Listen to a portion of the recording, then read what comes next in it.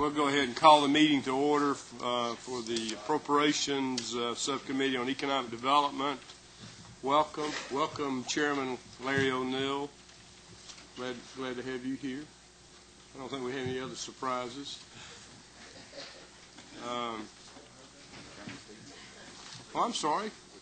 Chairman Ron Stevens from Savannah. Not Savannah, but Savannah. Okay. Would you like to join us up here? Can't see you on the internet.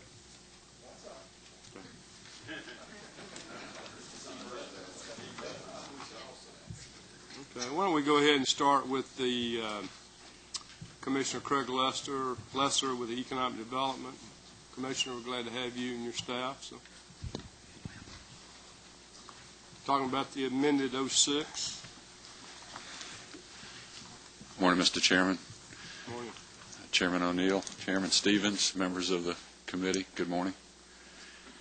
Our amended 06 budget does not entail too many changes. The majority of them, the vast majority with one exception, are housekeeping items.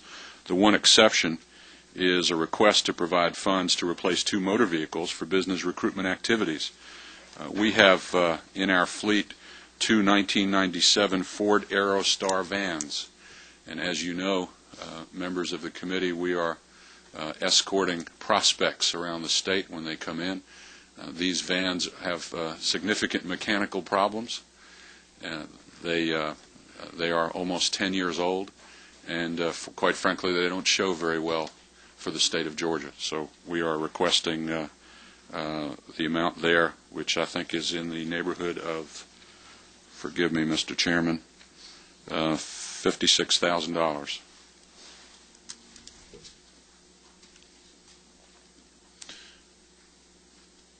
Mr. Chairman, there are not listed on here, though, but having arisen as an issue for us is travel expenses, and that is comprising 3 individual areas. One is reimbursement for mileage, which of course has gone up significantly as a result of the gasoline costs. The gasoline costs themselves for our fleet. And the third and equally important area has been our increase in international travel. And Mr. Chairman, if I might take a moment just to share with you some of the elements of that international travel, which I think may be of some significance to you and the members of the committee. Regarding our international, as you may recall, we have embarked on a very aggressive international marketing campaign around the world to sell the state of Georgia for not only business opportunities but tourism as well, and that to go along with the marketing campaign. We now have 10 international offices around the world that report to our department. 2 of those are Georgia state employees. The rest are contract employees of the state, but very aggressive as well. The international nature of what we're doing has dramatically increased over the last few years, but particularly in the last year or 2. We now have 52 consulates in Atlanta, most recently increasing the number through our South American efforts with Honduras, El Salvador, Brazil, and Guatemala most recently. We have committed to supporting Delta Airlines in their efforts on the international direct flights in and out of Atlanta's Hartsfield-Jackson International Airport, which have been a terrific boon to business opportunities, not only here in Georgia, but as we sell ourselves as a logistics state, being in the center of the fastest growing part of the United States, the entire Western Hemisphere has determined that it is very helpful to be able to get through Atlanta, which is a far better airport itself than going through the traditional port they've gone through in Miami. In addition to that, of course, our efforts have been to work very closely with the Georgia Ports Authority, which has done an outstanding job of selling the state of Georgia, and they are now the fastest growing port on the East Coast.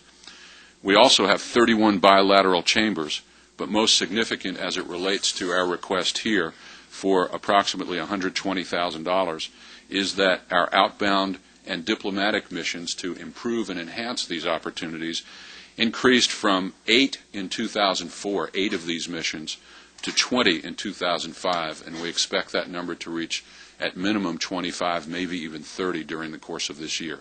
And all of that, again, is to enhance our international opportunities. The inbound business missions that we support went from 7 last year to 12, and that includes vice presidents of countries leading business missions to our state. The number of markets for Georgia to export products we have now identified as 224 countries that consume Georgia products. We want to make sure that that number stays consistent and continues to grow. Any questions from the committee? Chairman O'Neill. Good morning, sir. This is not so much a question as a comment, and I hope you'll take it in the vein it's intended to be. We had the financial subcommittee meeting yesterday, where the fellow from banks and banking and the financial institutions, those agencies, testified yesterday before Subcommittee on Appropriations. And I saw an interesting statistic that I think I attribute a whole lot to your enthusiasm and your effectiveness since you've been in office. We had, just since you've been our commissioner, an 18% increase in money in financial institutions in Georgia, literally over about the last 11 months. I doubt that's precedented anywhere before. And I would just commend you for that, and your staff and others, and hopefully that your enthusiasm can stay at the level that it is. But I just want you to know, for my constituents and myself, how much we appreciate your efforts, and I know they go way beyond the normal 8-hour workday. And it's a passion with you, and you've been a great steward of the taxpayers' money in this state as well in doing it, which is also phenomenal. So for all those reasons, I'd just like to say thank you for a job well done, and please keep it up. Mr. Chairman, thank you for those comments and your support, but I take that as a compliment to the whole team, the entire state of Georgia working on this effort. Thank you, sir. Anybody else from the committee? Yes.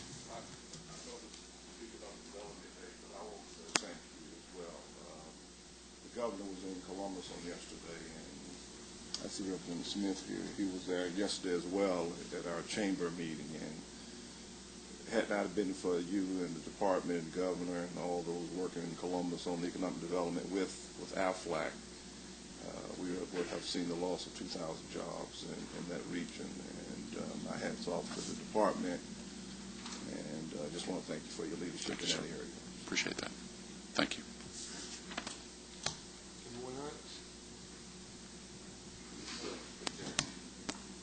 Are we asking questions about the budget? Yeah. Didn't know. Doing a good job. It's my turn to say you're doing a great job. On the 2006 budget, just for clarification, the payments to the Georgia Music Hall of Fame were removed, put back. During the last legislative session, through the legislation last year, the Georgia Music Hall of Fame was placed in our department. It was moved over from the Department of Community Affairs over into our department as we begin to aggregate the tourism initiatives in the state. So those dollars, I think, ended up, I think that your question, Representative, has to do with some housekeeping arrangements. It just didn't look right on paper. Mm-hmm. Understood. Strange. On the 2000 budget, there was a 70% increase for innovation and technology. On there, I just wanted to, it went from... And which budget is that? In the 2007. Yes, sir. That's additional money that will go as a result of the governor's recommendations in the Commission for New Georgia Strategic Industries to focus on bio and bioengineering. Similar to what we did last week with the placement of the company over there in Georgia Tech. Yes, sir. Is to continue that. Fantastic. And then a 30% increase in the Small Minority Business Development Fund. Yes, sir. And that's associated with one additional person that we have Again, as a result of the governor's executive order last year, the governor's Office of Small Business and Entrepreneurship was moved over to our department, and we have integrated that department into the entire effort to recruit business and to expand business. So what we've done there is really taken a great assessment and a great look at where those small business opportunities are around the state and how we can help those small business people and entrepreneurs around the state. The demand continues to grow, and I think, as we all know, that's where most of the jobs in the state come from, small and medium business. We want to be able to provide that resource to those that growing audience. Fantastic. I was just going to say, it looks like you just had an overall increase of about 6% from last year's budget, and like what Chairman O'Neill said, with the 18% increase in revenues in Georgia, I think it's a great investment in Georgia. Thank you, sir. If we could, let's stick to the amended, if we could, Representative. Yeah, amended budget.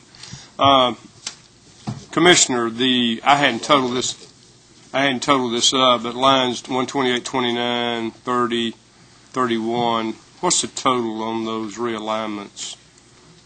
$0 on the realignment. Okay. And to realign the staff for personal service funding to reflect the agency reorganization efforts, $260,000. It's a net impact of 0. Okay. Anybody else? Thank you, Mr. Chairman, and thank you, Commissioner, for your presentation. Yes, sir. I appreciate Representative Smiley's comments in regards to Columbus. I do want to ask you about the strategy. As you know, in Albany, we recently lost Bob's Candies, the world's largest manufacturer of candy canes, as well as the announced closing of Merck Chemical. Is there a state strategy that you're looking at to help economically depressed Southwest Georgia? Absolutely. And in fact, as you know, we came down as soon as those announcements were made. We were down within 48 hours to work with the local community officials and local political and economic development officials, as well as the plant folks. That is why we have enhanced our marketing campaign, to make sure that people around the world in this very, very competitive environment know that we have resources in Southwest Georgia that are available, ready, and open for opportunity. So the notion right now is that we leave nothing unturned. But the critical issue for us, Representative, is that we have to market, because everybody is trying to lure investors. And it's not just a competition, as we've spoken about many times. It's not a competition just in the Southeast anymore. We're competing on the world level, and we've got to aggressively market in every way we can, everything we do. And I think a fundamental element of that is the kind of teamwork that I believe we have and have developed, and it has been there way before I came into this job, but the kind of relationship that the State Department of Economic Development has with the local economic development officials. No other questions? Thank you, Commissioner. We're going to try to finalize this tomorrow at 3 o'clock. Since we're going to be in recess Friday, I had planned to have a meeting at 8, but we're going to change it to 3 and finalize the recommendations, which we've got to have ready Monday. Great. Thank you for being here. Thanks, Mr. Chairman. Thank you. Commissioner.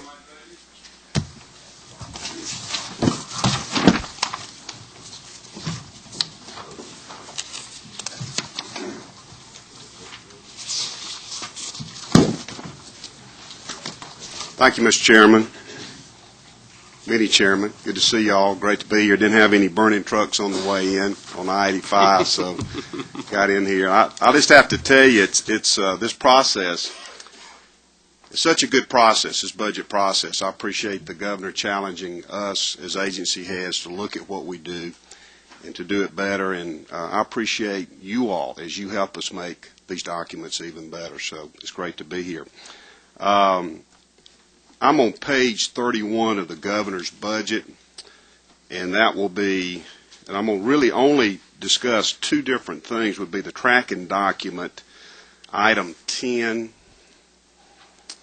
and then also item 13. And then, of course, if you've got questions. Most of the other things in our 06 budget, so we're on page 31 of the governor's budget. This is the 06 amended budget, and I'm going to talk about, if you got questions on that, certainly we'll work with you on that. But item 10 on your tracking document, Mr. Chairman, and item 13. Yes, sir. Commissioner, do you have a tracking document too? Right. Item 47. Okay, all right, maybe I got the wrong. Don't want to Okay. confuse you. But most in this '06 budget we're looking at is housekeeping.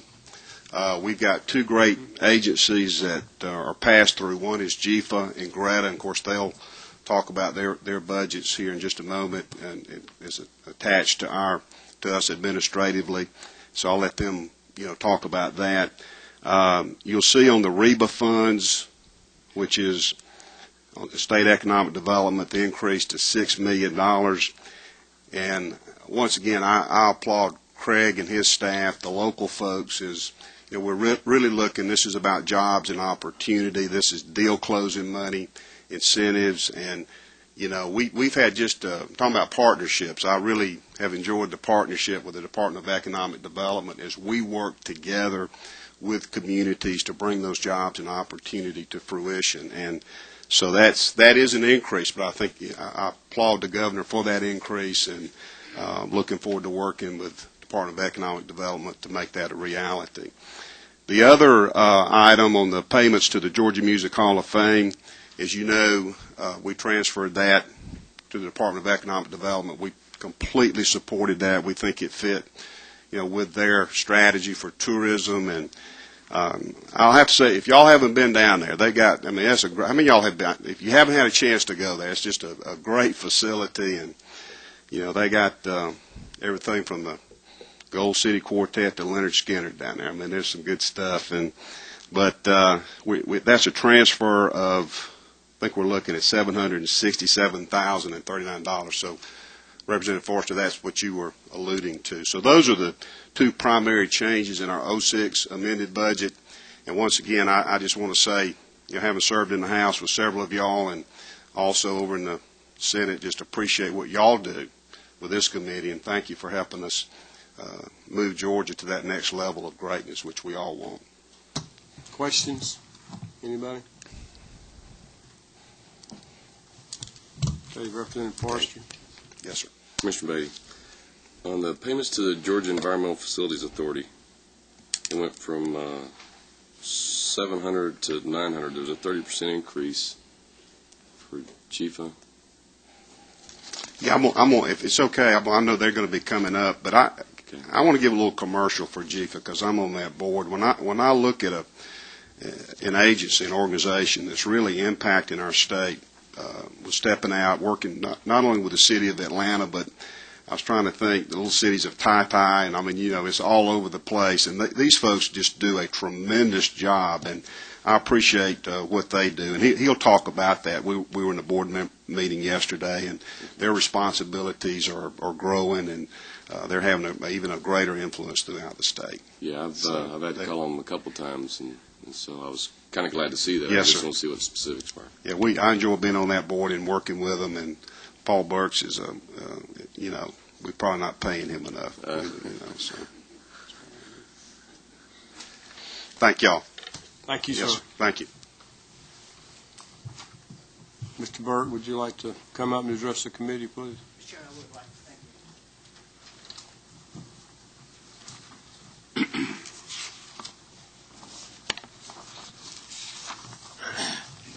Thank you, Mr. Chairman. I'm Paul Burks. I'm Director of the Georgia Environmental Facilities Authority, known as GFA, and thank you, Commissioner Beatty, for your very kind words about GFA. Mr. Chairman, if I could, I'd like to address the one budget item for GFA in the 2006 amended budget, if I could, to answer the question as well as address the committee on what the governor is recommending for us. The first thing I'd like to say, though, is those people who are familiar with our agency, we're very small, but familiar with us, know that pretty much what we do is water and sewer financing for cities and counties throughout the state. That's our main thing. But in our office, in our agency, for many years now has been what's called the State Energy Office. It's called the Division of Energy Resources.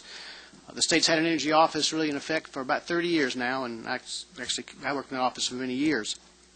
That office has a variety of responsibilities related to energy data collection in the state, providing energy programs across the state for energy efficiency, coming up with the state energy emergency plan, which we used this past fall when we had the gasoline crisis and the natural gas issues. But one of the things that the governor would like to do going forward is that he would like to develop a state energy plan Georgia has never had a state energy plan before.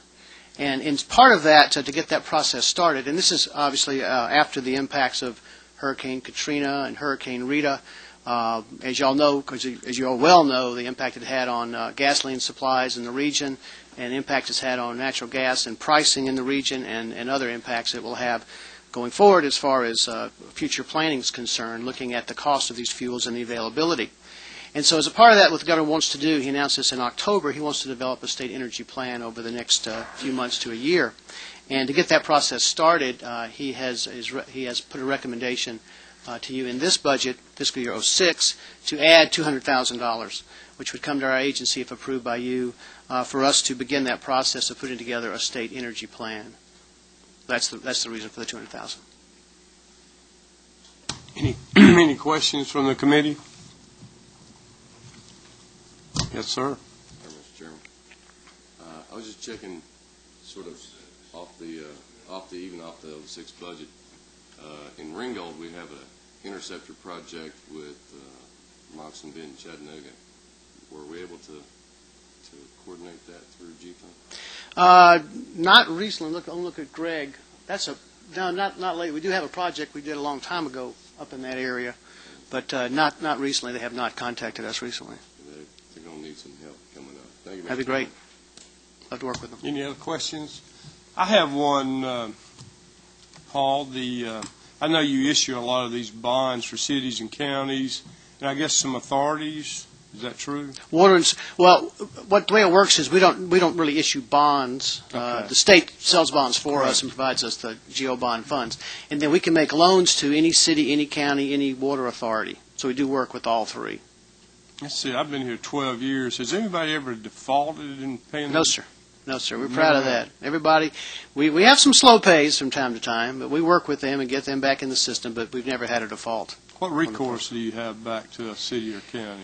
If they don't, the main recourse we have is that as we're a state agency and, of course, they're governmental units, if they are having problems, if they can't pay us, the law allows us to literally go in there and have the city council or county commission raise the taxes of the taxpayers to pay back the loans. We've never done that. We don't want to do that. Instead, we do such things as we usually go in and work with them and take a look at their finances, ask them to maybe look at their rates. What are their rates? What are they paying? A lot of times we find small communities where their rates are so low sometimes that they really need to do some great work so they can better maintain their system and pay off the debts that they have.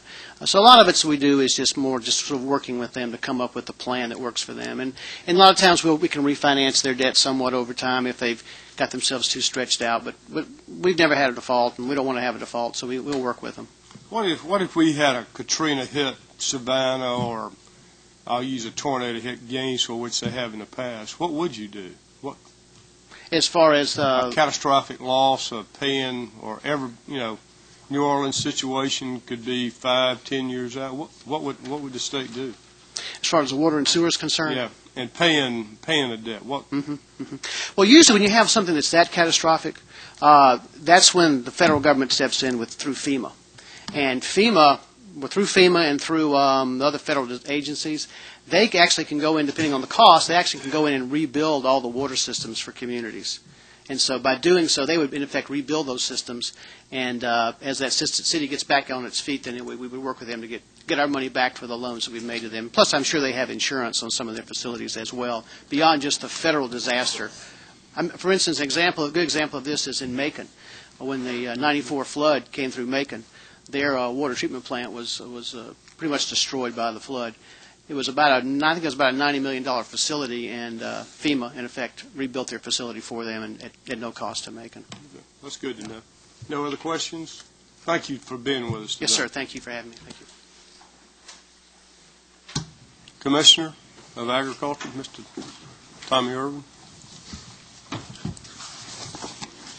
Let's save the best for last. Mr. Chairman and members of the committee, I've been impressed with what has been mentioned here this morning. Probably a lot of you are not aware that agriculture sectors give us the greatest job growth over the last 3 years of any other segment of our economy. and your Department of Agriculture has been intimately involved in all those ventures, especially the new poultry plant in Moultrie and the expansion and change of ownership in poultry plant in Perry and additions all over the state. And you may not even be aware of the fact that JIFA was originally under a subdivision of our department, and I was on the original board and helped draft the legislation that created what we worked out to be a great organization. So some of the things we've done in the past, I think you're proud of and we're proud of, and I think our cities and counties are better off for having these operations in place. Getting back to the tracking sheet, I want to say in my opening statements to you, some of you out there has had a lot to do with what's in this budget document, and I certainly want to thank the governor for his consideration, because he did his best to be very, very good to the department in some areas of critical need. The first item is, of course, it's passed through the workman's compensation increase. It's some $40,871.68. No, I got that one. $49,963. Item 32 in the tracking document is some much-needed technology, $105,000. Line 33, $245,000 in technology. Replaced 50 vehicles. I know some of you on this panel has been very helpful there. We thought we got some. We hadn't had any cars in our budget in 3 years, and we have authorized 295 vehicles, and some of those have broke down and been trashed and towed out to the surplus yard, and we desperately need this, and the governor was very kind to us, and I hope you will see fit to see that this is funded. One thing was left out of the Poultry Improvement Association was the salary increases for the current year we're in. It got dropped out because it's under contract, and the governor recommended that funding as well. One of the things we'd like to ask you to consider for us that's not in the governor's recommendation was $10,000 in our weights and measures program. Was when we figured the actual cost of implementing that technology, we were $10,000 short, and in the field of automation of food safety was $147,236 short. And we would hope you would consider that. And one other desperate need, and James is here from the Poultry Improvement Association. All of you, if you haven't heard of bird flu, you should have. And we need a piece of equipment that will enable them to do something that's very desperately needed in the safety of our food items and for our poultry industry as well. A piece of equipment that's going to cost $160,000 and $10,000 to get it online for a total of $170,000. And we think that's a critical need. And had we had that earlier, I think we would have been able to get that to the governor and get in his recommendation, because it will allow us to increase our number of blood samples from roughly 100,000 to maybe as much as 350,000 samples for the next 12 months.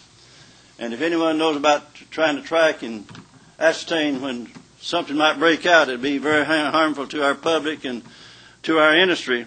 The sooner you know, the quicker you can get your arms around it, the quicker you can quarantine, the quicker you need pop, and allow you to respond much swifter. Any questions?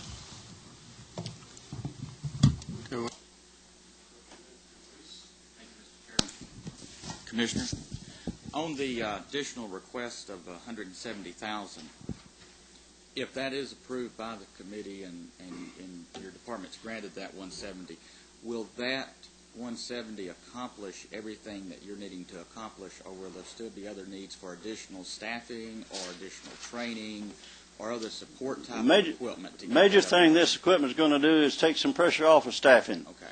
Because it has to be done by hand now, and this will be able to automate it and do it much swifter and much faster with less pressure on the staff. We have a desire to increase our number of samples now, but you just can't do it when you have to do it manually, and this allows us to do it with technology. Well, understanding how critical this is, what I want to make sure is if you're approved the $170,000, that it accomplishes what James needs accomplished there in the center, and that he's not at a handicap by lacking funding for training to use the equipment appropriately or any other accessories that may not be included with it. So Well, in James other here, words, he it's can just answer a that lot question of better than I can. He runs the program, but come on up, James.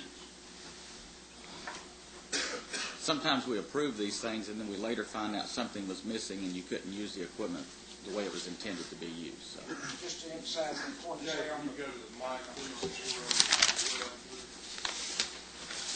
Yes, sir. Mr. Chairman and members of the committee, just to emphasize the importance, the front page of the Atlanta Journal-Constitutional Business section has about the bird flu and the concerns there on that, and everyone has seen the media about this. And to answer your question there about that, this will give a basic robotic liquid handling system, but really to be fully automated so it's a walk-away system, it would take probably another $100,000 to be able to do that, which we would love to. If we ever have an outbreak, we will need that to be able to operate this thing 24/7 to be able to do that. So to answer your question, yes, this is just a basic model, and with another $100,000, we could get the additional stuff to be able to walk away from the machine and run it 24 hours a day. If we were to ever be unfortunate to have avian flu to show up here in Georgia, the quicker you can handle the issue, needless to say, the better it'll be for everyone. If we were to have avian influenza to hit Georgia and the Gainesville area, it would cost this nation of ours billions of dollars, literally billions of dollars. And we think this investment in a piece of equipment would be very worthy. Bishop, good to have you here. This food safety, I don't know how many people realize how important it is that you check all the food and then you go in the grocery stores and check the fruits and vegetables. 18,000 establishments. One of the things that I've been real concerned about for the last several years when I discovered that food that so much is being imported now from other countries, and we had checked with the federal government and found out less than 1% of all the food that comes to this country, especially seafood, is checked just less than 0 to 1%, and mainly where they have had problems. And my question is, when it gets in these stores and you have these 86% of the shrimp imported that we use in this country is imported from foreign countries, for shrimp and grapes and all the produce is being from Chile and other countries. Did your inspectors also look at this? We check everything at the retail level. We actually go in and check the shelves. Well, you may have saw the media the last couple of weeks where we found some rodent-infested stores where we took some action against them. If you saw that network program this past weekend, I thought it treated Georgia real well. The only thing they found in Georgia with that extensive undercover program was one restroom where the water temperature, we'd allowed them to turn it down where it wouldn't scald the kids when they went to wash their hands, and they said that the water temperature was not high enough. And one other area where you cook chicken, and we do allow you to sell it without it being under refrigeration if you do it within the first, 12 hours. If you don't sell it within the first 12 hours, you have to dump it. And that's the only thing they found in Georgia, and they found several instances in Texas, North Carolina, and Florida, and surrounding states. And I thought we came out very clean, because I think we've got an excellent program. But we do need the technology to make sure we keep up with modern technology. We're falling behind, as we've told you in past presentations to your committee. Thank you, Commissioner. Any other questions? Okay, Chuck Shy. Okay, Thank you, Mr. Chairman. Commissioner, I appreciate the job that you do. I want to tell you that. I know you come up to Cherokee County quite often, visit with us there.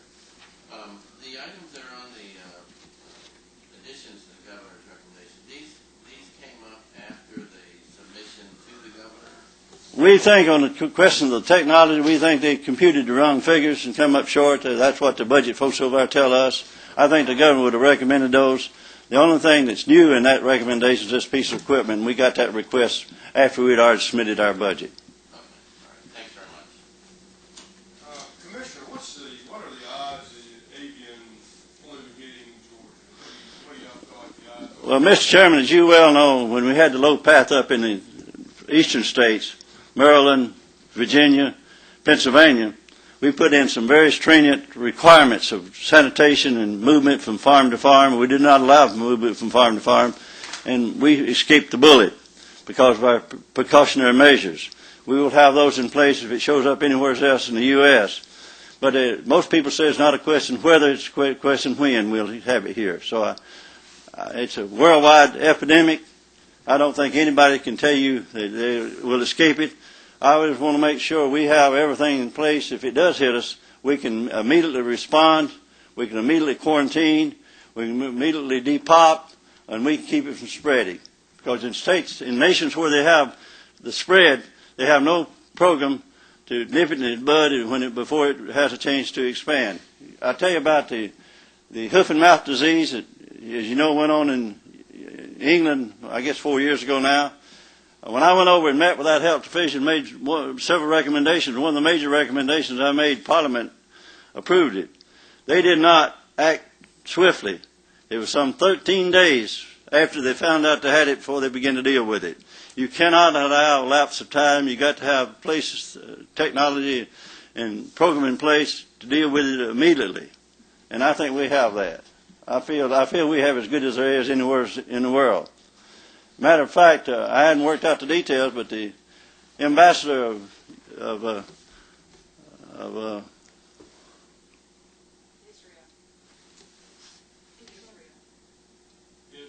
Israel, excuse me, I'm trying to get my country straight.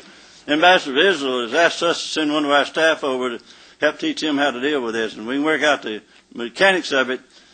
Dr. Lee Myers will probably fill that mission for our department. I think it'll be a great thing for Georgia to have an opportunity to be involved in international prevention of the spread of terror and things that might affect the food supply in their country as well as food supply here. Any other questions? Anyone? I was going to ask James Cross to come back and address the committee if you would. Thank you, Commissioner. Thank you. Many of you don't know James, but he is in Hall County, and he heads up all the poultry diagnostic labs all over the state. Does a good job. Thank you, Mr. Chairman. I just wanted to do an intro for you.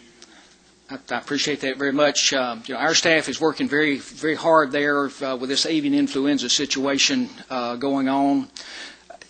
Just to give you a little glimpse about the testing, right now, 4 or 5 months ago when we had to prepare our budget, we were only doing 2,100 avian influenza tests by ELISA at that point in time. Currently, right now, we're doing 15,000. This was per month. Now we're doing 15,000 tests per month. And when everyone gets on board, what under the current program, for every flock that's out there being raised, we have to test 11 samples from each one of those flocks. 11 from each one. And there's 5 million birds in Georgia a day going to slaughter. 5 million every single day. So that's a lot of chicken out there that's being tested. So at the point when there's 100% of everyone being tested, we'll have 30,000 tests a month. So that's 15 times what we were currently doing 4 or 5 months ago when we had to prepare our budget. That's why this is important to us and why we need the help. With all this pipetting and the manual thing, the problems with carpal tunnel and all, our people are going to have a lot of problems with that. So this piece of automated equipment will be very, very helpful, and I appreciate you considering it there. Thank you. Why don't you tell us how many labs you have? I know you can't tell us where all they're located. Yeah, I can do that there too. We've got the main lab there, which is almost like a hospital for humans. We have all the same departments that a hospital for humans would have: the bacteriology department, a virology, histopathology department, a clinics department, serology department. The main lab is up in Oakwood near Gainesville, and then we've got 9 branch labs located throughout the state, and those are in poultry growing areas, starting up at Dalton, Canton, over at Bowden. We've got one over at Carnesville, Forsyth, Montezuma, Douglas, Camilla, and I'm sorry. Nashville. And yeah, and for a total of 9 there. So yeah. But anyway, those are out there, and we've got a technician and a veterinarian at most of those labs. Due to budget cutbacks, we're not able to have a veterinarian at every one of those labs. We've got 2 labs where one veterinarian is covering 2 labs. But again, we've done that with budget cutbacks over the number of years. But the poultry industry being the largest poultry producing state in the nation here in Georgia, it's very critical to our state. And we appreciate all your efforts. Thank you. Jack, how many integrators do we have in the state? Well, we've got 21 broiler processing plants in the state. And some of them have more than one. There's probably, as far as the number of integrators themselves, there's probably around, with Sanderson Farms building the new plant that Commissioner mentioned down in Moultrie, I think there's 12 or 13 actual broiler integrators, but there's also breeder companies like Cobb, the Avigen, all those companies that produce the egg, the baby chicks that sell to all the integrators there too. So it's a huge industry in Georgia. How does the integrators themselves? I know they support you. They support you financially.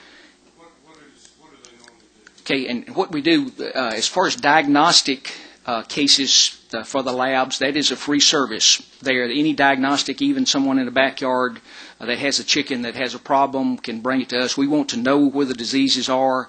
Any monitoring that is being done at industry's request, we do charge for that. So we do get a fee for that to take care of the supplies and everything it costs us to run those tests. Any questions? Thank you for being with us. Thank you.